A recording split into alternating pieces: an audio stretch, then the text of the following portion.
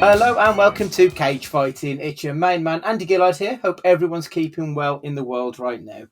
Hi everybody, Matt Guy here. Hope everybody is splendid and well informed about the shorts memoir manifesto that's gone out. It's shorts only from here on out. Yeah, I did put it in the fancast group chat earlier that this has been recorded the day before Chelsea away, so it will be jorts on the show tomorrow. I'm kind of and ahhing which trainers to go for. If I go for the kind of Vans like ones with a bit of canvas because it's a bit warmer, or go with the bright yellow things that I've got. So we'll see in the morning. So yeah, hello everyone. Ready's go. That's the thing when you wear it with shorts is what trainers do you go with? Because I think I couldn't wear my Jordans with shorts because they're too big and bulky and they'd look weird going with jorts. So yeah, Matt, what's your usual go-to trainer when you're shorting it? You're mistaking the fact that you think I own more than one pair of trainers, which I don't. I own one pair of Adidas Superstar 2s, and that's it. And Superstars are excellent, to be fair. Well, I mean that is a lie. I don't classify like the Converse I have as trainers as like high top Converses. Yeah. But I would never wear them with shorts. Full stop. And then I realised I'm looking over at the shoe rack in the garage now, and I have more shoes than I've ever owned in my life. But they're all specialised to a sport or some kind of sporting thing. So yeah, so I've got a pair of weightlifting shoes. I've got a pair of trail shoes for cross country running. I've got a pair of running shoes, and I've got like wellies and walking boots. This is how I know that I'm old now because I only have one pair of casual trainers. They've seen you come in with all these variations when a pair of Sambas would do exactly the same thing for everything. Well, that's a complete fabrication of the truth. That's simply not true. Hey, when was the last time you owned some Sambas? Sambas. I had Sambas a few years ago. They're fantastic. They're fantastic shoes, but I'm not gonna go for a run in a pair of Sambas. Think of my poor shin splints. Yeah, well, that's a body issue, not the Samba's fault. True. Yeah, I've got to say I'm in full agreement with Matt. I've got 2 pairs of running shoes down here. I've got a pair of walking boots. I've got multiples of everything as well for some bizarre reason. It's not enough to just have one pair of running trainers. I've got to have the other pair, which have got the Rocks insignia on there for some reason. Is it socks or no socks though, Matt? What's the deal? I detest the way that in the last few years, and I think a lot of people, it looks like they're not wearing socks, but they are wearing socks. But even the look that you're not wearing socks absolutely baffles me. Like that. No, but they'll wear a smart pair of shoes with it to make it look like they're wearing smart shoes, but no socks. It's just the weirdest look with jack up trousers. Yeah, I don't do the jack up trousers because I find that really bizarre. But I often go shoes, no socks. It's just more comfortable. I hate wearing socks. But apart from those sweaty feet. No, my feet don't sweat, so that's why I can get away with it, I think. But those socks that I've got with the toesy ones that I showed you that I've had before with the individual toes. Oh my God. I quite like wearing those because that's the reason I hate socks. I hate my feet feeling bunched together. So I get space with the toesy socks, and they're worth the investment. This is like when you don't like being caught in a dolphin net. This is where this has come from. It's a very niche reference that they may not understand. Right, news anyway. We'll start off with some franchise stuff. Got a bit of comic book news, quick cars, and wacky wizard stuff going on. We'll start in Derry, though. There's an It prequel series, Welcome to Derry, that has been greenlit at HBO Max. It will be set in the 1960s and leads up to the events of It Part 1. It's reported to include the origin of Pennywise the Clown. It does seem a bit odd when the film indicates that the origins go way back to the dawn of time, but I don't know if that's just the deadlights or quite what. But I'm a big fan of both iterations of It, so I'm looking forward to this. Matt, you're nodding. Are you an It / Stephen King fan? Yeah, absolutely. I think that it's already been well kind of documented that the source material and the films are miles and worlds apart anyway. So they have got creative license to kind of do what they want with it. To be fair, as long as it doesn't become a cheap and parody imitation of what we've had already, I'm all for more of it. Stu, the director is on as exec producer, so you would imagine it will be very tonally similar to the film.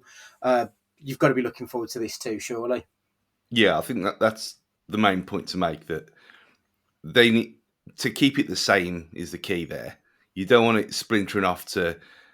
You don't want to be in like RoboCop Prime Directive series, the other where Yeah. it was just nonsense and it was made for a different audience. HBO Max very, very rarely misses anything at all. So being on that platform as well, yeah, bring it on. I'm all for this. It's quite good to see that HBO Max aren't just, or HBO, sorry, aren't just leaning and putting all their money onto TV to then build up a catalogue onto HBO Max. It looks like they're trying to appease both paymasters, like they're putting money onto the TV series and they're putting a lot of money into the streaming series that they're putting out. Obviously, we've had the trailer for the House Targaryen, is it the House of the Dragon, I think it's called, which aesthetically looks like it's, $1 million an episode. So, yeah, I'm quite pleased to see that it looks like that's going to be good, and hopefully we might get some HBO Max down the line at some point. Moving on to one of Matt's more passions, I guess, Fantastic Beasts and Dumbledore's Secrets, or whatever it's called. It released a little bit over a month ago at this point. Between the bad critical and fan responses and general distaste towards Rowling herself, I think, it's only grossed over 300 million worldwide against a 200 million budget. So the chances are this possibly isn't going to make its money back at the cinema. The series has pretty much struggled to find an audience throughout. You'd think with it being like the inbuilt Potter fandom, they would be right there, but the first one made 800 million, the second 600 million, and now this one just over 300 million. It's now put the fourth and fifth chapters of this movie into doubt. Matt, you're the resident Potter nonce, so how do you resurrect a flagging franchise, or do you just cut your losses at this point? I think at this point you do cut your losses, because I think a mix of the second one being frankly a bit boring. If I'm honest, the first one of these was perfect at the right time, for people of the original Harry Potter world to get another part of this story, and it actually felt like a really original and exciting prospect. But then the second film was just boring, and then you had the actual stuff with Rowling and everything else that comes with that. And it's just tailed off. I think people have moved on, and we're in a more tolerant society now, and some of the things that she come out with, it just doesn't fly, and people are more aware now to protest with their wallets as opposed to anything else. And I think people have just had enough of this world, really. And I think unless you do something completely out of the box to try and change it up, you risk alienating the people that would have enjoyed it in the first place. And how often does a franchise, mix it up and get it right? I'd have to have a sit down and have a proper think about it when it actually goes well. So I think, cut your losses. Yeah. Stu, obviously you're a fellow Fast and Furious fan, and we'll get onto that in a moment. The Fast and Furious didn't hit its stride until like the fourth or fifth film.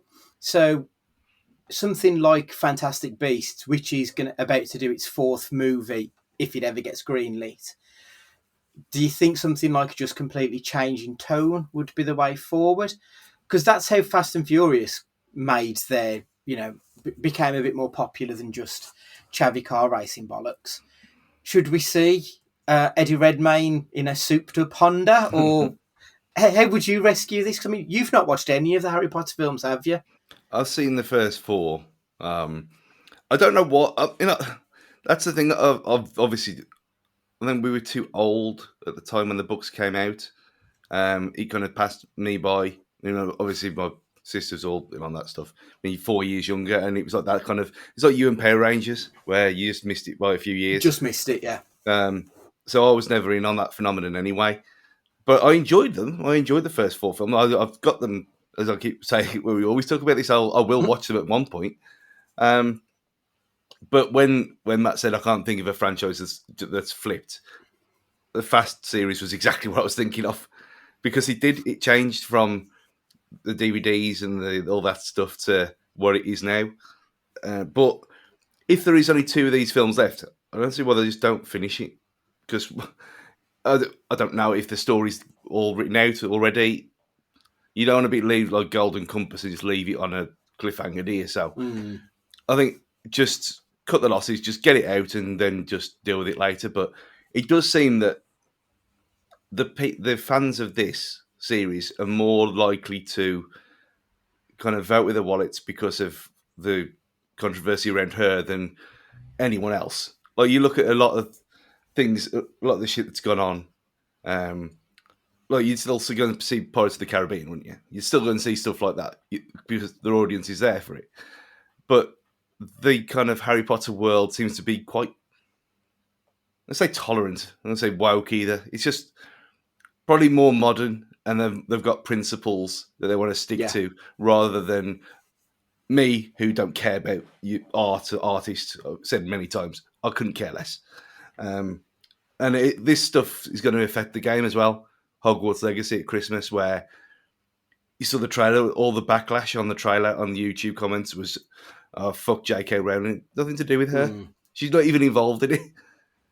It's just her. It's just the world that she invented. But yeah, I think it's probably got a lot to do with it as well. Just the audience that it's with. But yeah, for me, I just finish it and just then move on and just leave it be. Out of interest, Matt, have you actually seen this one yet? No, I haven't. So, ironically, I fell asleep in the cinema for the second one. My brother fell asleep in the cinema for this one. So, it must be a trait in the family. That sounds it. Moving on to those rapid rides. Fast 10 has lost its director. Justin Lin walked away amid rumours of difficulties of working with Vin Diesel. Reportedly, he was rocking up late on set and out of shape, whilst also constantly criticising the script that Justin Lin had been working on, before a major disagreement leading to Lin claiming this movie is not worth my mental health. Obviously, Stu, Lin has directed Fasts 1, 3, 4, 5, 6, and he wrote and directed 9. How big a loss is this to the movie, do you think? Well, how bad 9 was, not much. Maybe the last 2 need fresh eyes on it. But the more and more this goes on, the more it comes out that Vin Diesel's a bit of an arsehole. Yeah, it does, doesn't it? I mean, I wouldn't be surprised if he ended up directing it, to be perfectly honest. Yeah, probably. And written and directed, sing the theme tune as well. Go full Waterman on it. Yeah, very, very Todd. Search that one yourself. But yeah, it's. I don't know where. Like we said at the time, I don't know where they go from 9 anyway. It's just it had gone way too far into the nonsense category to make any kind of sense. So, if Vin Diesel writes the script now and directs it himself, just why not? Just do it. Yeah, he may as well, hadn't he? Matt, do you care? No? Nope. No, I don't think so. We'll move on to the Morbius first. First, the good news. Venom 3 has been greenlit. However, the not bad news, but just news, I guess. El Muerto is getting a film with Bad Bunny playing the titular luchador Spider-Man villain. Does anybody give a shit about El Muerto? It's a character who's had 2 appearances in comic books. He's got like hardly any backstory. So, I mean, in some theory, you think, okay, great, so they've basically got a clean slate. But is this just Sony scraping the barrel here? Matt, what do you think? I'm thinking about this, but then I thought to myself, with how big the comic book franchise is. So if this was a wrestling thing and a new character was being introduced, you would say it was being done to attract the Latino market. if this was wrestling. But rightly or wrongly, comic book films surpass wrestling. It surpasses at the moment most cultural mediums. Yeah. So do they need to have a dedicated Latino character to make them more popular, or actually is this big enough that it doesn't require that? So that was my only thinking, that they're not scraping the barrel, they're not protecting their investment, but they're future proofing themselves in an international market. And that could be the only thing I think they're doing with it. It's an odd one, because there are other characters they could have done to actually say, spread it worldwide almost. I'm a little bit confused why they picked that. Maybe it's more because I'm thinking they maybe had Bad Bunny and they wanted a character to fit him, so they picked this one rather than doing it the other way around. Because I don't think he really comes to our shores with any particular fanfare, but he is massive over in the States and like Mexico, and they're like Bad Bunny. Mm-hmm. Yeah. So I think, star power alone, they probably want to shoehorn him in some capacity. I'm sure I'd read that at one point he was the most streamed artist on Apple Music or Spotify or something like that in the world, which obviously, when it's a very specific Spanish speaking musician, that is, that must be huge numbers at that point. Stu, what are your thoughts on this one? I mean, the first time I'd ever heard of this man was when you put the story in the group chat anyway. I mean, you say Bad Bunny to me, I think Watership Down. That's just, it's just the way it is. Yeah, it's never heard of this character either. Got no idea. It seems very much that Sony has certain characters that they can use, because it's like what happened with Agents of S.H.I.E.L.D. as well, where they had a load of promise, but then there were certain characters that they could use and ones that would have made sense to use. The ones that made sense were not available because obviously MCU films come first at that time. So they ended up with other things. This is what this seems like to me. It looks like, well, okay, let's try and go for some kind of Latino superhero that we can't use any big ones. We'll use something else. And like you said, if it's a clean slate to most people, then go that way. But yeah, obviously I'll watch it anyway. But again, going in with absolutely no clue. So in that sense, I'm more intrigued because I genuinely have no idea. Oh, that's cool then. The Batman debuted on HBO Max, broke their records for the most day one streamed film ever. And it has also led to the Batman 2 being confirmed as happening. Zoe Kravitz, Robert Pattinson, and Matt Reeves all confirmed to be returning, so surely we're all happy about that. Speaking of sequels, Ghostbusters Afterlife has also been confirmed as getting a sequel. Matt, Batman 2, Ghostbusters Afterlife 2, thoughts? Batman 2, yep, obviously all for it. I'd like them to explore the world immediately following the Batman. So I want to see about how the gangs, seize control of the city, how it descends into mass chaos. I want to see that world as gritty as possible. Is it Mr. Freeze from all the things I've seen? That's what a lot. That's one rumor, yeah. Yeah, it's going to be interesting how. I mean, none of this is realistic, is it? The Batman, however, I'd like to see how they, keep that air of realism about it, because a lot of Riddler's charm, not really the word, was that he was based in reality, in the incel movement and the kind of the world that we have now. How can they do that with Mr. Freeze? I don't know. It'd be interesting to see how they do that. Ghostbusters Afterlife 2, yeah, again, I've said it before, and I said it at the time that the film came out, I was never that big on Ghostbusters. It passed me by, I was just too young for it. But I really enjoyed Afterlife. It felt like a massive jolt of originality, and I just hope to fuck they keep away from the old guard, if I'm being perfectly honest, because that was the worst thing about Afterlife. Yeah, I agree. And I hope they just keep that story going. Hark back, nostalgia, fine, but just keep it in the new. Don't rely on the old. I mean, it very much ended with Winston opening up the old HQ, and it might be a bit like Ghostbusters International, where they have franchises across the world and they've got all these different stories. I'm quite excited about the possibilities that they've opened up by doing it, but I also agree I don't want to see Bill Murray or Dan Aykroyd or the spirit of Egon Spengler, Harold Ramis. Like that was a great story, and it's now been told. Let's move on. Stu, Batman, Ghostbusters thoughts? I mean, I hope that they build it around Winston because he was always the extra one, wasn't he? He was never the one talked about. So for him to have the legacy more than the other three would be a nice thing to move on forward with. And obviously, we all loved it anyway. So yeah, more of the same, please. And the same goes with Batman as well. I'd go into Court of Owls stuff and go things that they hinted at in Gotham that we were deprived of when it went silly. Stuff like that. Just keep that tone right. Which if everyone, like we were saying earlier, with if everyone's back, you'd imagine that it'll be the same.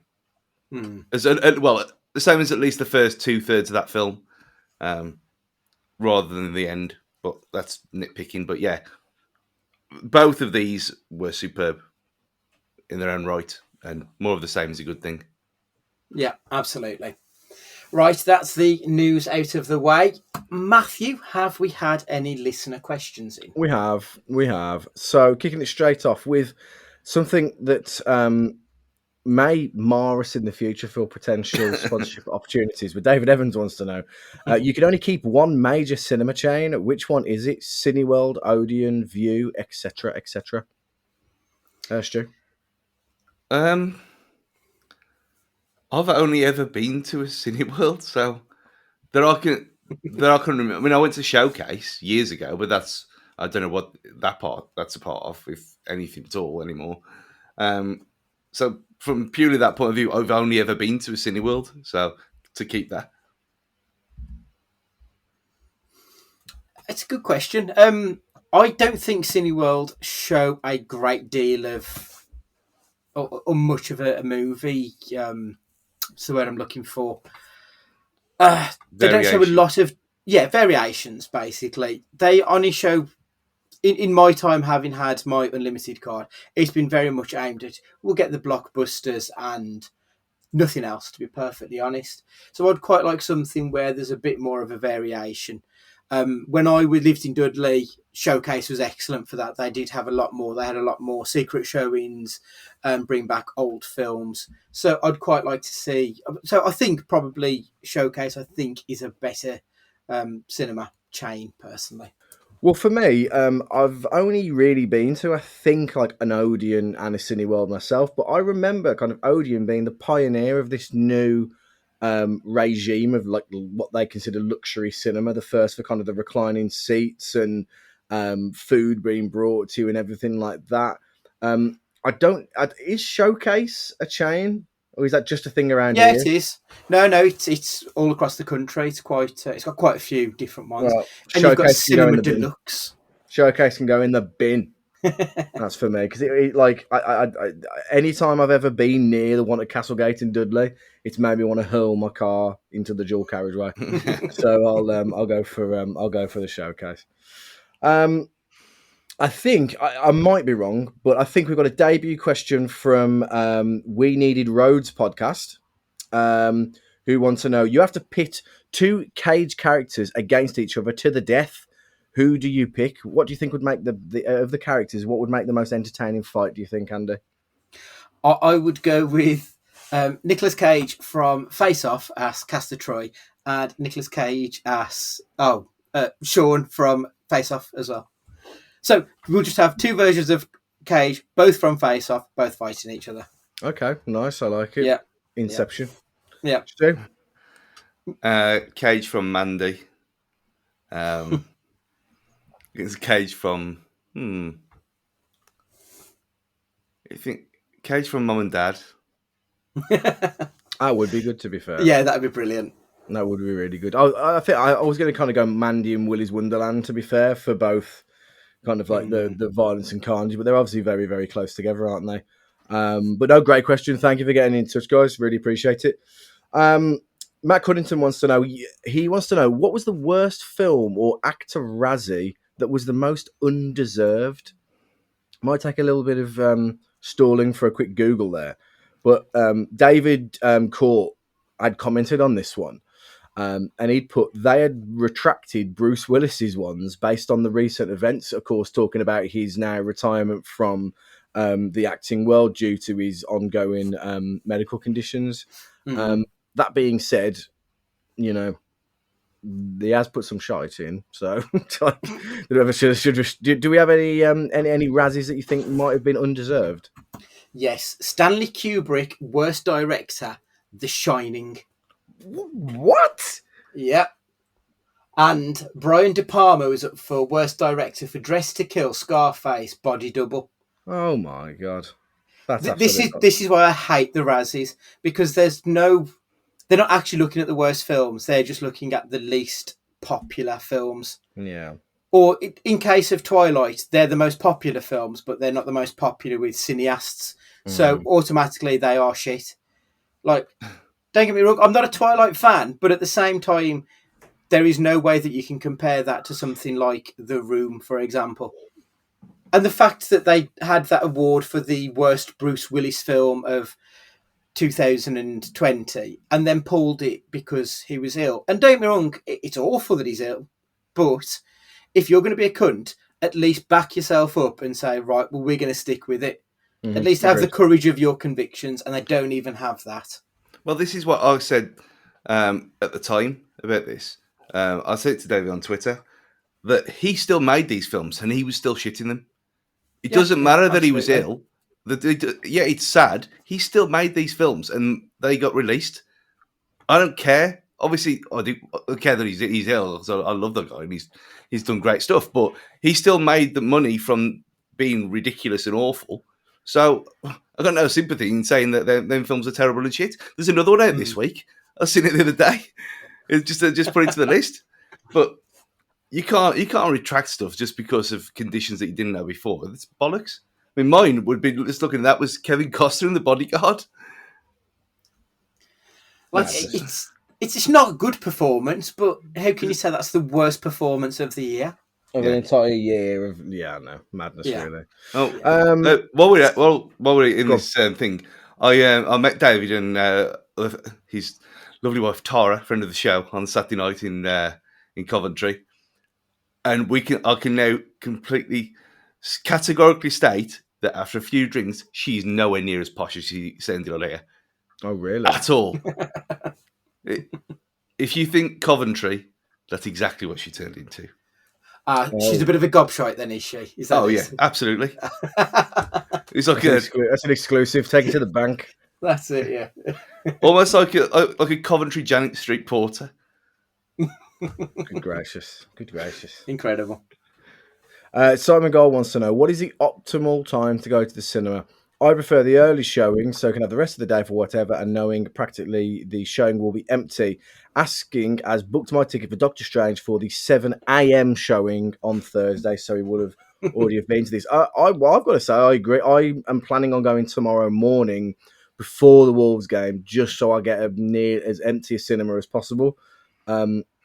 I don't particularly get a buzz from going to like a busy screening or anything. So I think earlier the better, the less chance of people. But do you two disagree? I mean, do you enjoy more of a buzz from the screening, or the feeling of the crowd? No. I completely agree. I like to go as close to midday as possible, preferably Monday to Friday. I like to go just after breakfast so I can get myself a coffee and just make my own way there at a reasonable pace. I don't want to be there. Like 7 a.m. I think is too early because I would be hungry for breakfast come by about 9 o'clock. So yeah, as close to midday as possible. Today I went to see Doctor Strange at the 10:30 showing. It was perfect. There was like about 10 people in there in total at most. It's exactly what I want. So yeah, I completely agree with you both. Stu, Sam? Just to paint a picture. If you anyone Google searches Danny DeVito gifs, the one where he's just shaking his head with the glasses on. Going, nope, nope. That's exactly what Andy just did. It depends on the film for me. If it's just like something I don't really care about and that I want to see it, but then it's easier to watch it in the daytime, I'll happily go at between 10 and 2 in the afternoon, whatever it is. I mean, we went to see Jackass. What time was that? About 11, half 11, something like that. Something like that, yeah. I mean, that was the perfect time for that kind of thing. And that's where I was going to watch Doctor Strange at as well. But I do like, for event films like that, there's something about the vibe of people, not people being annoying, obviously, which they have to be told. But like our experience with Spider-Man last year, I thought in a full cinema that was really good, and we didn't have the whoa and all the hollering and all that kind of stuff. We just had people enjoying themselves, and when you've got like moments of, like in Doctor Strange, there's gaspy moments and there's funny bits as well. That kind of thing is better in a crowd for me. So I went at 8:30 last night. Came out at 11 o'clock, went for a pint after, gather my thoughts. That was perfect for me. I enjoyed that. But yeah, I think it just depends on the film. Okay, fair. And probably my favourite question, and this is a great one, to be fair. If you could, something from Andrew Wright, if you could only wear one movie-based coat or jacket for the rest of your life, what would it be? What a great question. Nice, I like that. Stu, you've been known once or twice to wear outlandish clothes. What would you wear as a coat or jacket, the only one for the rest of your life? I mean, I always wanted a wax coat like Neo. I always wanted one, and I never did. But I think it would suit my vibe, would it? So I think forever. Technicolor Dreamcoat, or not? It's right up your wheelhouse as well. That's the thing. Like, Perfect. It doesn't surprise me in the least. Yeah. Andy, yourself? Funnily enough, I watched The World's End last weekend, which my other half had never seen before. I was kind of stunned by that. But yeah, Gary King's trench coat that he wore in that black trench coat, he looked smart and suave, but at the same time, it can be adapted to look a little bit rock and roll as well. So yeah, that's what I would go with. Nice. I like it. I mean, sadly, it wasn't in a film, but I once attempted or put the groundwork in to make my own Chris Jericho light-up jacket, but I didn't get very far with it, if I'm honest. Thank you, everybody, for your questions. As always, if you ask them, we will answer them. Nice to get a debutante as well from podcast friends. So, any other podcasters that listen to this, if you get in touch with us on Twitter, we'll give you a little plug as well in the meantime. Lovely, thank you very much. We'll move on to the hot take corner now. Streaming services have become what they were originally there to combat. So, story time. I recently went through my list of direct debits just to, I know, like it's adulting bollocks, but it's got to be done. Did mine today? Then, it's not fun, but then you realise how many direct debits you have for Prime, Shudder, Mubi, Netflix, Disney Plus, not including like gaming and audio streaming services. That alone there is around £40 per month and going up. Like, it's not like it's getting any cheaper doing this stuff. So when Love Film and Netflix first started out many moons ago, it was a blow to satellite and cable packages. You get in a world of film and television at a reasonable price, giving you access to everything you could ever want. And now we've moved on and we're at the point where we've got all of these, and then we've got stuff like Peacock, HBO Max, Fight TV, WWE Network. There's all these other streamers and many more coming over. Plus you've got IPTV. Have streamers just become the new Sky TV for British people, or cable for our American friends out there? Have they just become what they were there to really try and beat, do you think? Stu? Yeah, and it's going to be to the detriment of all of them because people will just pirate everything again. The whole point was when things were on Prime, when you just had Prime and Netflix, that was fine. Because things that were on Prime were pretty niche and you didn't get it for that reason anyway. And films and TV on there is a kind of a bonus to the delivery stuff, really, if you think Mm-hmm. about it anyway. So, and Netflix was the be all and end all, which was fine. But yeah, I mean, that's in the end, they will all lose out, and now Netflix are losing out, and it's just a start. And Paramount Plus is coming out here soon as well. But again, their biggest show ever is Halo. I've already watched it all because it's not over here, is it? So, and the point is, if you're going to bring Paramount Plus with a lot of the other stuff no one cares about, people will just do what they're doing. Netflix. Some people do in Netflix. You have it for a month and you cancel. You binge everything you want to watch in that 1 month, and then you drop it. Whereas with Prime, you're going to keep that. With Netflix, you're probably going to keep it anyway because it's just habitat. But these other ones, if it's going to be on a monthly basis, I could see people starting doing that, and everyone's going to lose out. Because I started doing that with Game Pass as well. Like I'd wait because I'd do it 3 months rather than over a year or monthly. You get the 3 month pass off CD keys for what, 21 quid. So you'd have 3 months, blast through games, and then play stuff on. Just let it elapse, play stuff on PlayStation, then go back a few months later, and do it that way. If things were there and they were a relatively sensible price, and they were all in one place, then you're going to keep it. But if you keep diluting everything and the greed starts kicking in, then everyone's going to lose out, and that's what's starting to happen. Matt, I mean, like, so I've got obviously Shudder, which we've mentioned several times, which is a very niche product that is purely horror. Then you've got Disney Plus, which is just Disney, and it's got a few of the Fox things. Everyone now is catering to a niche. Is that a problem, do you think?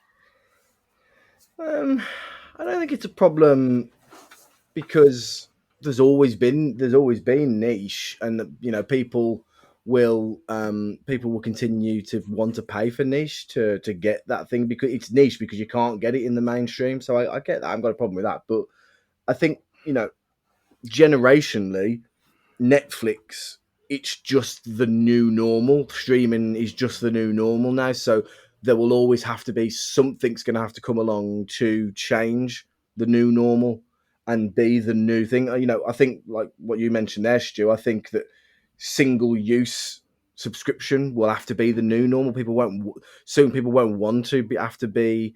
Yeah, I know you can cancel at any time with these things, but you don't, do you? You forget it bills the next month. You forget it bills the next month. Single subscriptions will be the next thing. Like you subscribe to this for 1 month only. Like you get a card from fucking Sainsbury's or whatever, and then you know, just to make it more attractive, and that might be the new thing. I don't know, but I think it's just become the new norm now to run this way, and to the detriment of television in general. Part of what makes television so appealing is the buzz around like release and sitting down and watching it at that time when everybody else is and kind of interacting with it and stuff like that. And obviously you don't get a lot of that now. So Ozark, for example, that came out on the 29th of April, the last half of the second series, there is buzz because it's come out, but then it's just okay, I've got to digest it so quickly you almost don't have time to enjoy things when it's in this platform. So I do think it's a detriment to the craft personally. Is there an element of Netflix taking or doing its own TV series which has actually taken away from what people loved about Netflix originally, which was this catalogue of films that everyone's got or everyone's seen many, many years ago, and now it's all there in one place? But no, it's not. It's exclusive. Has that exclusivity maybe turned some people off, do you think? I don't know, because there was a point in time where Netflix, was picking up shows that never saw the light of day or never got a fair rub of the green, like Arrested Development. And that was a good thing. Do you know what I mean? Okay, the finished product of Arrested Development wasn't a patch on the original, 2 or 3 series, but there was a point in time where Netflix was praised for taking on things and making it limited to themselves. So I don't think that's necessary. And there has been some great Netflix originals as well. Things that will now go down in infamy as some of the greatest shows of the last decade. So I don't think it's necessarily a bad thing. I think what happens is when it becomes the only option is when it becomes an issue, because when they monopolize the market that much that quality isn't an issue for them anymore because they've just got the market, that's when it becomes an issue. That makes But sense. I didn't know people who used to watch. They had Netflix, but every day they just come back and watch The Office or Friends or stuff like that. They had seen over and over again. So for every one of people like us who will watch Netflix originals and the good ones, not the mad stuff that they put on. I mean, I think it says everything that how many if you go back probably even 4 years, probably 2 years, maybe just before the pandemic stuff, there was very few reality shows on there, and now it's just full of it. It's cheap to make. There's an audience for it, and if you look at what's trending every day, you go on there. At least 3 or 4 out of the 10 on that list of reality shows, like the cake one, which it's mad. And yeah, of course I've watched it, and I know Dave has as well. But these things are cheap to make. They're just throwaway, and they've just replaced what was throwaway before that people used to watch with their own throwaway stuff. And they're putting the price up as well off the back of that as well. So I can see why the subscription numbers have finally started to fall on Netflix. It's not the glowing golden streamer that it once was, is it? It's become a little bit muddy and a little bit dirty, I think. So yeah, I do get it. We'll move on to the non-film question, which is Matthew, please. So, bit of backstory. I completed Elden Ring to platinum. I don't know if Xbox has a term for when you get 1,000 gamer score. I don't think it has like an overall term. Anyway, so I platinumed Elden Ring, so I got all the available achievements on the game, and it did feel like an achievement because the game was fucking hard. And it took a lot out of me. About 115 hours it took me to get that, which is obviously a big chunk of change. But what got me thinking was I started playing Guardians of the Galaxy afterwards, which is a very, very fun game. And one of the first things I did before I played Guardians of the Galaxy was look at the achievement list. And I realised that actually I have actively in the past been turned off by looking at the achievements. Now, for people that don't play games, an achievement is basically a little pop-up or a little challenge that has been completed, which has been predetermined by the game developer to give you that little bit of a dopamine or serotonin hit to say, well done, you've done this. And they get progressively more difficult as the game goes on, and some become virtually impossible. And it got me thinking, actually, are achievements a good thing or are they a bad thing? Good, it kept me playing Elden Ring and I wanted to complete it and it felt great that I did it. Bad, though, does it take away from the pure just elements of just playing a game for the sheer fun of it? I'm now playing Breath of the Wild and there's no achievements and I'm like, oh, well, what have I got to actually aim for here? Have I lost sight of what is just the fun of playing a game? Discuss. I mean, That's a good carry shoot. Trophies for PlayStation people. There we go. It's choice 8 again, and choice is good. When they enable trophy support on PS3, I think, it was patched. There's like infamous games like Metal Gear Solid 4 still was never patched with trophies. It just hasn't got them. And yeah, it kind of adds to it, doesn't it? Like any Nintendo game, you play it for the fun of the game, and you want the story. You're never going to get anything other than the fact that you've finished it or you've got what you get out of it, which is most of the time just pure joy. Like things like that Kirby. I mean, I'll be normally an hour about that Kirby game because it looks just mental, but it looks just it's just pure fun, like they all are. For me, I have my trophies and achievements pop-ups disabled because I do not care. They annoy me, and I think it's because I'm so anti-OCD that I really don't care about little trinkets in the corners and things like this and collecting everything. like, but if you've got that kind of drive and that's the thing you like, then trophies and achievements are there for you if you want them. But the fact that you can turn them off if you don't, like me, I mean, like Goldie said before about platinums, I don't care. I couldn't care less. The only platinums that I've probably got about seven. I can check. I think I've probably got about 7, and they're ones like Telltale games that you get for completing the game. You don't even have to do anything else. I broke mine as well, where it doesn't show up anymore at all. Oh, five platinums. There we are. Which, yeah, level. They put levels on there as well on PlayStation now. There's levels of trophies. So I just don't care. For me, it's just one of them things. I'll play the game to play the game, of the story or to have fun.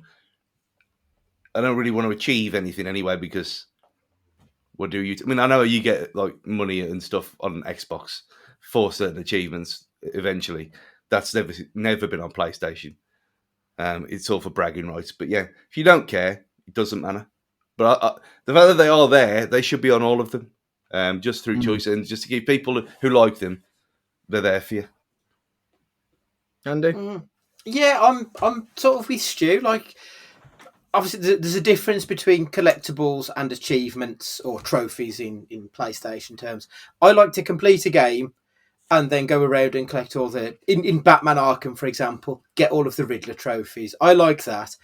What I don't want to then do is spend 4 days trying to do a 250-meter bombing dive and then pull up at the last second. That level of it does take away from the enjoyment of the game. The enjoyment of the game for me is complete it, find out what the story is, get all of the collectibles and complete all of the levels, that sort of thing, all of the side quests. I love that. The trophies of it doesn't really do it for me because they do tend to be, like I said, dumb ones where it's you've got to do this type of a dive and then that type of a dive and then you've got to do both of them and it's just too much. And they go to such a degree where it takes away the fun element of it. It's almost like you're working at it rather than playing at it. And like that's not what a game is. That's literally like the fucking opposite of what a game should be about. I mean, like I obviously go way back to the Nintendo days. My all-time favourite game is probably Super Mario 3 or Super Mario World. They never had trophies. They never had achievements and trophies to collect at it. All you had to do was beat Bowser at the end and save the princess. And really, that's what a game should be about, is just winning the day. And I'm more than happy with that, personally. Fair, I think fair. things like that where you say they're going back, I think the platinum for things like Heavy Rain, I mean, have you played Heavy Rain yet? It's probably free. Yeah. The platinum for that, you have to go back to a certain load point to finish all 5 endings. You know, well, that's why. Why would you do that? That whole point of them kind of things is you pick your path and that's your story. Well, you don't have to. If you want to watch everything else, like, what was it? It's completely got it in my head. Telling lies. You can watch the rest of it on YouTube if you want. It's just baffling to me. There we go. Well, I think it's one of those things where I'm playing something on the Switch without any achievements. I'm thinking to myself, there was a very real opportunity I didn't play this because it's got no achievements, and I thought, oh, it feels like a bit of a waste of time. This, but as the game unravels, I'm enjoying this as much as any game I've played in recent memory. So, I would hate to have been, disillusioned from playing just because of achievements. One that we're going to put out there to the gaming podcasts of the world and get their take on it as well, I think.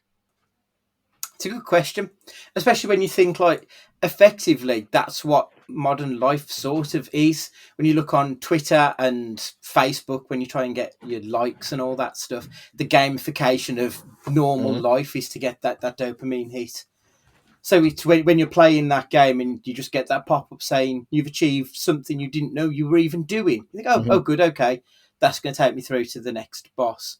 But it's when it becomes about the grind, isn't it? That's the difference, exactly. I suppose. Yeah. Oh, cool. Super. Right. Okay. So, Stu, what have you been watching lately? I finished Moon Knight, and I think it's my second favourite of all of them now. It's different to the others, which is nice. for everyone, he's pulling a face as you expect him to. Yeah, started slow. I think it picked up in the last 2 or 3. Last second half of the season, I thought it was much better. But yeah, we did a lot of ancient Egypt stuff in primary school. That was our bag. So the whole Egypt side of things, and the fact that that last episode kind of turned into an episode of Power Rangers, which was nice. So yeah, I thoroughly enjoyed it. I know it's not for everyone, and it's very out there and weird, but it is what it is. It's second behind Hawkeye now for me. On the other side of things, Halo. Have you watched Halo yet, man? No, I'm not. I've never really a Haloer. The only game I've played is Reach of the Halo games. So, but you've never played any of them, have you? So I don't No, think it well, means anything to not like watch it or know the context. yeah. I mean, I've played Halo multiplayer, obviously, years and years ago. I mean, you're talking what 20 plus years ago when the first one came out. The whole red versus blue stuff. I mean, that's as far as it went. So yeah, I've never played a Halo game in first person. Shooters are not my thing. But yeah, I've thoroughly enjoyed it as a strange kind of like we were saying about Paramount Plus, you don't really know what to expect with these things. And some of the CG in the trailer looked ropey as anything. Mm, You think, okay, how's this going to adapt? And obviously, we just come off the Uncharted adaptation as well, which has got its own differences going from game to screen. Whereas this seems to, I mean, the fact that they came out and said this is not the game storyline, this is mm. following a different path, this is a different universe. Okay, so there's your Halo fanboys out the way straight away. But yeah, I mean, what 6 episodes so far? No, I've actually really enjoyed it as a someone. I love The Expanse and I love Foundation on Apple TV Plus, like I've mentioned before. It's another one of these very well done, high budget sci-fi shows that's actually doing really well. And the fact that it's their biggest hit so far for Paramount Plus, I think says everything for it. I mean, I'd urge everyone, even if you don't like Xbox or you've never played Halo, like I haven't, give it a go. It's definitely worth watching. Mm-hmm. Super. Matt, what have you been watching? I haven't watched a fat lot really because I've been doing a lot of gaming. However, like I mentioned earlier, the second half of the last series of Ozark is out now. Just finished an episode a little early today that literally had me doing what I despise and kind of shouting out loud at the television because it was something that I've been waiting for so long. It's just fantastic television. Like I haven't felt this way about a TV show probably since Breaking Bad. Really, it's really up there. Also, on a hangover, needed something to switch off to, so I watched Superbad again for the first time in years, and that film just does not let up. It's just as good now as it ever was then. And I try to explain this to Sam. The scene at the end where obviously they're at the elevator in the mall and they're going off with their respective, the respective girls in their lives, and she was like, she looked at me and I said, I just looked at her and said, "You just don't understand. This is quite an emotional scene." And she goes, "Why?" And I said, "No, I fully understand that I'm saying this as a heterosexual white man. That I can't just I don't speak for everybody, but." When you're at that age, the relationship you have with your other male friends means more to you than anything in the entire world. And from that transformation from boys to men, as that scene essentially is really sad because they're basically saying goodbye to what makes them the happiest thing in the world, and that's them together and their relationship. And it makes me a bit sad. I'm not gonna lie. And then it's all dicks, fannies, and pussy and all stuff like that. The rest of the film, which is fine. It's just a great film. Like it's one of those things that like it will always be like looked down on by the elite. But it's just a fantastic film. Yeah, I second that. I absolutely love Superbad. It's a universal story. At least every man will probably understand that movie. I think that's why it still holds up now, even though like the period of time that they're set in is like 10 years after I was that age. It still rings true. The only difference is the technology is a little bit different to what I would have expected, but we've all hit those same marks in our life, and it's such a good story. Brilliant. Um, the unbearable weight of massive talent has been viewed. That was, it was 3 weeks ago now in our life, but because of how the podcast's worked out, we haven't really had a chance to sit down and chew the fat on that one. We will do a picture pod on it at some point, but obviously we don't do it yet because it's still in the cinema, and it's still something that I think everyone should see. It's a really wonderful exploration of Cage's madness. I think he really leans into his silly bollocks in it, but there's still a really interesting story beneath it. Like there is actually quite a lot of heart to that movie, which the trailer doesn't necessarily show you. It just shows you the dumbness of it. I just thought it was such a wonderful experience, and also it was the first time that the three of us have been in a room together watching a film, so it was kind of awesome for that as well. I also went to see The Northman. It was all right. Like a lot of people have properly raved about it, and aesthetically, it's gorgeous. Like the actual visuals of it are stunning, as you'd expect. I don't know what it was, but it just missed some bit of friction between maybe it was the script wasn't quite right, but it didn't quite hit home for me like I expected. It's basically the story that inspired Hamlet, which obviously then in turn inspired The Lion King. So it's something we've seen several times before. And other than the visuals, it just lacked something for me personally. If you're happy to sit there and just be engulfed in the gorgeousness of the Outer Hebrides or wherever it was filmed, it looked like it was Scotland. You'll probably take quite a lot from it. It just lacked something for me, and I can't quite put my finger on it. And I also last weekend watched Metal Lords on Netflix, which is such a weird, sweet film. Like I expected it to be a bit slapstick and a bit stupid because the cover of the film is one of the main characters wearing Kiss style makeup in school, so it looks like it's going to be a bit dumb and a little bit fart jokish, and it's not at all. It's actually like a really sweet little coming of age drama comedy. Like it completely took me by surprise, and I really enjoyed it for that.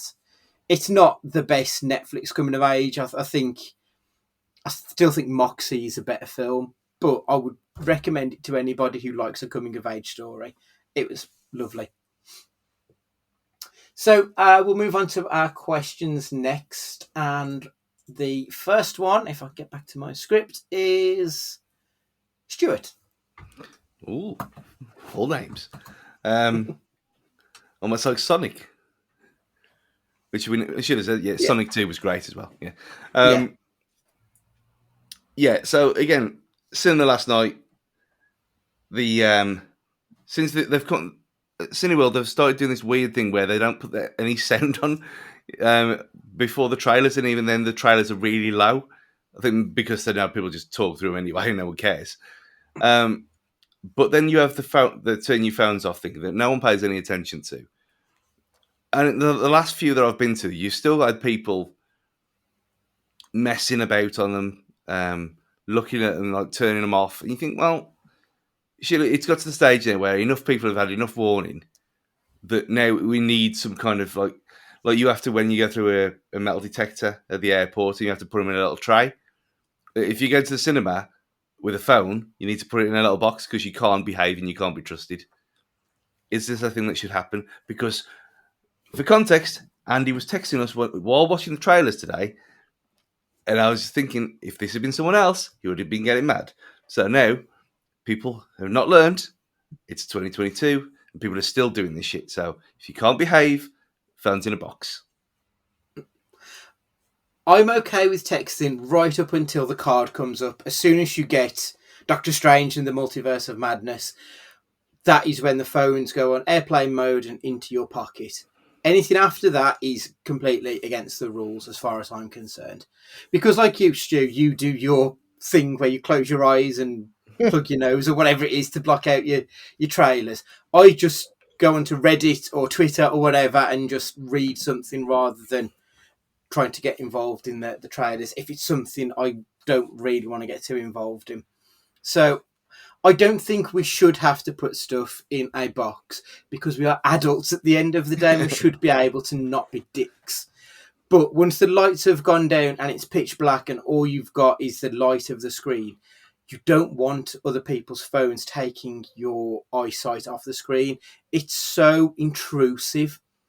And like you don't realise how bad it is until it actually happens with someone in spitting distance. It sounds like nothing, like, oh, their lights just come on. But even when people with smartwatches, they're not searching on it, but they may have just moved their arm and that just keeps catching your eyelid or your eyes. So we shouldn't have to be able to, we shouldn't have to confiscate these things. But I do think there is an argument for it having a lockbox that you put your phone in and get it done. Because we shouldn't be taking our phones out during a film. You are right. It's not appropriate. I said that happened when we went to watch Unbearable Weight, because I had my watch on, and it did start doing that. So I had to twist it around and have it upside down because I was sitting next to Matt, and you could feel the rage. He was already mad at looking at my shorts anyway, but I turned my watch around, and I thought, oh yeah, I never thought about this before. But it's every single little thing that's got a glow. Can't be doing with it. Well, those shorts, it's good that we didn't have like a twitchy leg, because I'd have had an epileptic fit. The shapes and colours that are on those pair of shorts, my friend.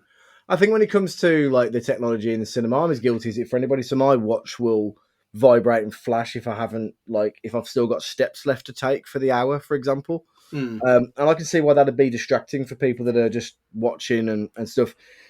My issue, I think, with any kind of lockbox thing is just that I don't trust the rotters of Wolverhampton not to find a way to come away with my tech. But I think one thing that cinemas are guilty of are no longer having those like Orange Wednesday adverts that were on in the cinema in like about 10 years ago. You occasionally get them now, but they're definitely not to the same quality as they used to be of years ago, when it was like the whole message of these little funny vignettes where turn your phone off, you bellends. So maybe if the cinema is serious about it, they up their game on the pre-cinema vignette of to turn your phone off. It's a good point though, because I mean they don't even have the staff in the cinema anymore like they used to.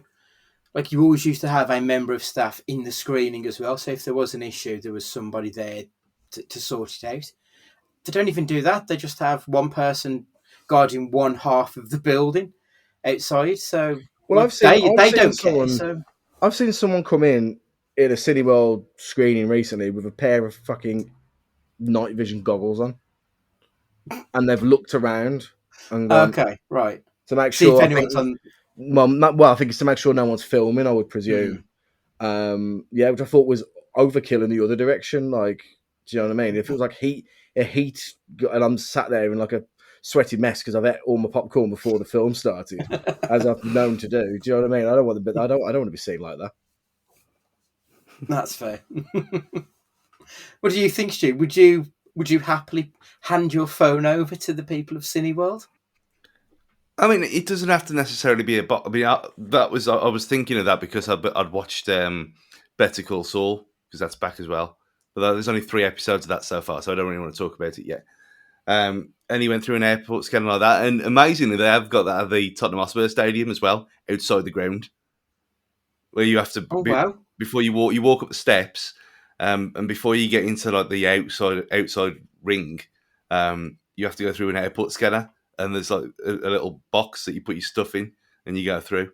Whereas at Molyneux, you've got the people with a wand that don't do fuck all. It doesn't necessarily have to be that, does it? I mean, you could have, a wall of how many's in there, like 100 lockers or whatever. And you just put your phone in there with a key, and then you just go and do it on the way out. Leave the key in the locker. Something as simple as that. Maybe that's what we will have to do, rather than because people would just nick them, wouldn't they?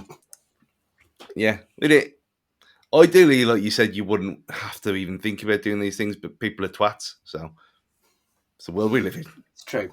Can Yeah. I, before we go any further, I took my brother to the absolute horrendous game that was Wolves 0, Brighton 3 the other day. And I was in the Steve Bull lower, and he was amazed that despite the fact that it is a scan your ticket thing, that it's still a bloke just pressing a little pedal to spin the turnstile around. Is it really? Yeah, I thought it was just hilarious that there's still somebody behind there that just presses the button that unlocks a turnstile to then spin. That's hokey as fuck, isn't it? Yeah, Jesus. that's the second most expensive season ticket at Molyneux for you. That's not the same in the upper tier. There's no man in the box up there. Is it not? Must just be in the lower. I presume because that's where the away fans normally are, so they can't be trusted again. Could be. Jeez, crazy. Right, Matt, your question next, please. So I'm going to answer my own question first. So my question is, can you tell me about the longest running TV show or film that is essentially carted out the same episode or film over and over and over again and got away with it? Now, for context, my answer is Made in Chelsea.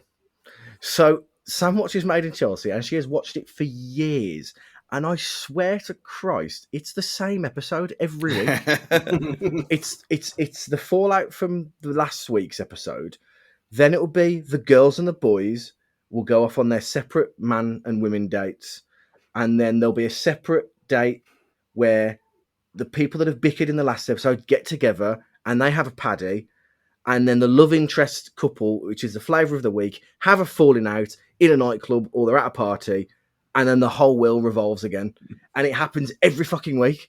And it's been years and years and years. And I was playing fucking my Switch in the living room, she had it on. And I just went, oh, well, they're obviously going to have a fallout at the end. Oh, lo and behold, they did. And I can't believe, like, they get away with it and people love it. And it really wound me up. And then I thought to myself, God, I can't be the only, this can't be the only program that can get away with this. So I want to know, what do you think is the, you know, what's your version of this, Andy?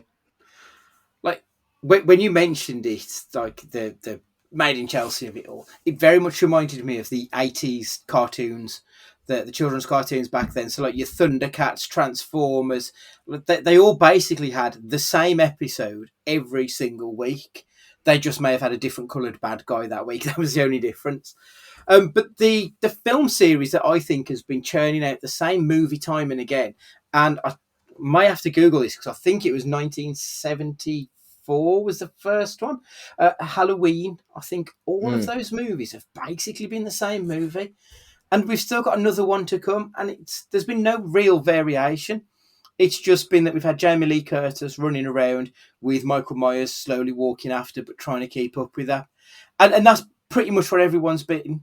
They've been set in different buildings, and like one was on a school, but it's all been basically the same movie. They haven't really done a lot of deep soul searching or gone into any themes other than we've got a hot woman who is scared and hiding. That's basically Halloween. And I suppose you can extrapolate that out to a lot of other horrors. Like Saw is basically the first 5 minutes of the first film drags out across however many there's been. Stu, I feel like you've got a there was a slight moment of hesitation to Andy's answer there. Have you got a rebuke for this? Only because there are certain Saw films that are cleverer than others, and they are different to each other. They're all the gory and the puzzles and the things like that. Yeah, fine, but there's some that are very different films than the other ones, tonally anyway. But whatever. Mine was. I mean, I think it's a problem with a lot of TV serials, especially because even things like the superb Queer Eye, it's all the same format. It's all see the scraggy mess at the start, bit of crying, makeover, fix your life. Here's the end result. That's all the same every week, but that's great. I think things that are just monotonous and the same is CSI. It hasn't changed ever. I mean, we started watching CSI. I think we got a box set of Gold.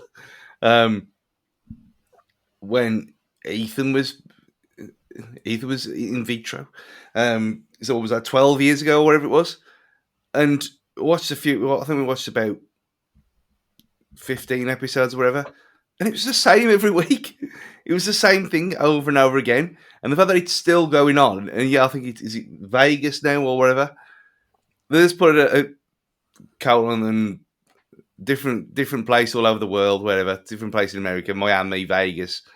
There was one that was a bit more techno than the others. I've given them all a chance, but they're all the same. It never changes. But obviously, it's what people want because it's still on. It's still on air, and they still get ratings. And I'm presuming it's relatively cheap to make. So, yeah, CSI never changes. Like, full disclosure, I loved CSI, the original series, and I watched the most recent one, which was CSI Vegas. You are right, though. I mean, it's not just CSI, but it's any police procedural dating back to, day dot, because they're all basically based off the same premise, aren't they? So it is just the same episode. What I liked about the most recent CSI Vegas was that I think it was 8 episodes long. They had an overarching storyline plus a villain of the week, which was a bit unique because otherwise it always just used to be villain of the week, or they'd have a 2-part and it'd be villain of the fortnight. So they did actually try and meld in the two, because I do think that the reason that CSI now looks quite hokey is because TV's moved on. Like, thanks to Breaking Bad, we've had season-long arcs of stuff. Like, we never really got that before. So we've got this, I say newfangled thing. It's not. It's old-fashioned, really, but it feels new when we've got so used to your Monster of the Week stuff. This is why, I mean, again, I've mentioned it before, how much I loved Hawaii Five-0 because they did have this. I mean, you're going back best part of 10 years as well. They did have this. It was, you had certain episodes, a bit like X-Files, I suppose, where you had an episode of the week and you had the big bad and whatever. But you did have like double episodes and you did have things that tied in over 5-6 years as well. And so you do have a kind of mythology in the background, as well as the monster closets and all that kind of thing and whatever. But yeah, that's why I watched it from start to finish, because I love that show. It should never have ended. And well, it kind of plays into the Magnum reboot as well, which is not really that good. But yeah, at least when they mix it up, it's not just the same over and over again. But I think in the old 24 episode season days, that's when it got really tedious. Yeah. And you could never binge that kind of thing. Not now. No, I did it like about a decade ago, and it's a lot of TV to catch up on when you start and they're already on season 10. It's too much. Yeah. Right, okay. So my question is, what is the difference between an A-lister and a superstar actor? Can an actor be both? Is one more worthy or more important than the other? Stu? I think a superstar actor is more it's more what you're going to see on something like smash hits or something like that. Say Johnny Depp, superstar, because he is. Regardless of all this stuff, he's a superstar. Is he an A-lister? No, not really. Not for me. I think when you say A-lister to me is someone proper, someone who's got actual proper acting chops, someone like Daniel Day-Lewis or someone like that, who's actually good and really, really good in everything, and he could do a monologue for 2 hours, or her monologue for 2 hours, and that would be Oscar winning. That's an A-lister. A superstar is all the glam, the glitz and the glamour and all that kind of stuff. Doesn't have to be great, but has got the charisma and everything to go with it. That's what it means to me. So you've gone with Johnny Depp for superstar and Daniel Day-Lewis as A-lister. That's the difference. Cool. Yeah, okay. that kind of thing. I can dig that, yeah. Okay. Matt, what do you think? Well, I'd almost gone the other way, the complete opposite, if I'm honest with you. So I had A-lister to me. An A-lister is someone who I think it's A-list for a reason. They're at that moment in time the biggest thing going, and by the biggest thing going, they then have everything that comes with that world. So watch sponsorship deals, and they're on all the TV shows, and they at that moment, if you froze time, they are the biggest thing going in the industry. Whereas I think a superstar is someone that is there for more of a monetary success, or like, how do I put this? So a superstar will be someone that, can be churned out for any film to give it a boost, but that doesn't necessarily mean that film is then quality, though. Chris Mm. That Pratt. is so, yeah, potentially. But whereas an A-lister is someone that is at the absolute top of their game and is respected amongst their peers, and is then treated from like companies as the biggest thing going, and they want a piece of that action. Whereas a superstar is someone is more, they're everywhere, but it's a popularity contest, and that doesn't always equate to quality. Yeah, I think Who would you put? I think that's similar to what I was kind of getting at as well. I think it's just in reverse. I think it's just I think we've just used Yeah, the other term for the other one. Yeah, I think from mine it would be like the one who the populist vote would be. You could probably interview them, whereas someone who's just in it for the craft and who gets like the recognition on top of the craft, you'd be a bit like trepidatious about talking to them kind of people, because you think, well, okay, wow, that's a step up, rather than, okay, here's the glitzy glamour. Yeah, I think it's probably just a labels thing. Mm-hmm. To put a name to A-lister and to superstar, then, Matt. So I'd say the Rock is a superstar.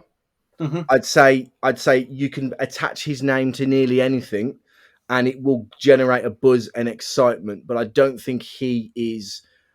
I don't think he is at the level where. I don't know how to. So I'm trying to think of like in. So I maybe not now, but in the past, Johnny Depp was an A-lister because everybody wanted a piece of him, not purely for his film, because of his look and because of everything that came with him. He was absolutely must have by not just the film industry, by everybody else. Like all of the sponsorship deals he has, Savage and everything else. Whereas The Rock, I don't think has that, or at least not in this country. He doesn't. Yes, he's got his line in Under Armour and everything else, but he is there to be wheeled out for an audience. Nobody buys an aftershave because of The Rock. People will buy an aftershave because of Johnny Depp. That's the difference. Okay. See, I think I've gone possibly a little more towards what Stu was saying. So when I think of an A-lister, I think of the first, like, you need an actor for your film, someone who's got acting chops. And you'd have a superstar would be someone who's got the face, but maybe not necessarily they've got the marketability, but not necessarily the acting ability the same. So, like we've said many times, I adore The Rock. I think he's the best, but he is the epitome of a superstar. Like, you wouldn't cast him as Hamlet, to go back. You wouldn't put him in a Shakespearean play, would you? Because he's not that type of an actor. Mm-hmm. But you could fit him in almost any other role within a film. You just wouldn't cast him as the one who's got to carry an emotional weight to it. Mm-hmm. Whereas I think someone completely different, like Sir Ian McKellen, a very different kind of actor. But if I had to have someone who was giving a monologue about something heavy, he would be the one, and I would class him as an A-lister. So I think I'm sort of leaning a little bit more towards Stu. There does seem to be some air of fly-by-night, though, with Superstar. Like, it does feel like, I mean, you mentioned Chris Pratt just. It does feel like Chris Pratt's star could end at any minute, and they'll move on to the next one, the next big Chris actor. It's like we've had Chris Pine, we've had Chris Evans, we've now got Chris Pratt. There'll be another one down the line. Does feel like there is something a little bit nebulous almost about the superstar, like they do come and go almost. So maybe The Rock wouldn't be the best one because he has been around for quite some time for that one. But yeah, that was mine. I don't even know where that question came from. I was just thinking about terms within Hollywood and what they actually mean. The one person I do think is probably a little bit of both, or at least he was up until about 2 months ago, would have been Will Smith. I think he's the one actor who straddles the line between the two. I don't think that's quite the case anymore, though, unfortunately for him. Right, okay. Unfortunately, I didn't get time to do a quiz this week. I've just been up against it with work and stuff. But we would love for you guys to actually get in contact if you've got any ideas for quizzes or games that we can play. They can be film related or not. Just send them our way to cagefightingpod@gmail.com and we'll have a look at them. Next week, we're doing a picture pod and we're going to be doing 1984's Birdie, starring Nick, obviously, and Matthew Modine. IMDb describes this as, after two friends return home from the Vietnam War, one becomes mentally unstable and obsesses with becoming a bird. I mean, I don't know much about this film, but I'm kind of looking forward to it. It's available to rent and buy. Just check justwatch.com and then you can see where it goes. This is post-podcast Andy here, just to let you know that everything I've said just was a complete lie. We're not actually going to be doing Birdie next week. We're going to be doing the latest Doctor Strange movie instead. As ever, we'll keep spoilers to a minimum, but just keep an eye out for it next week. So yeah, please make sure you've got us on the socials at Cage Fighting Pod for Twitter, Instagram, all of them.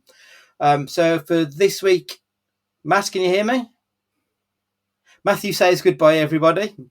He's moving his mouth, but I can't hear any noise, so he's just waving down the camera. So I will say tra from Matt. Stu, would you like to say goodbye? Yeah, it's also we sign in for it. Signing for it on an audio podcast. I mean, we might have something else as well next week. We don't know.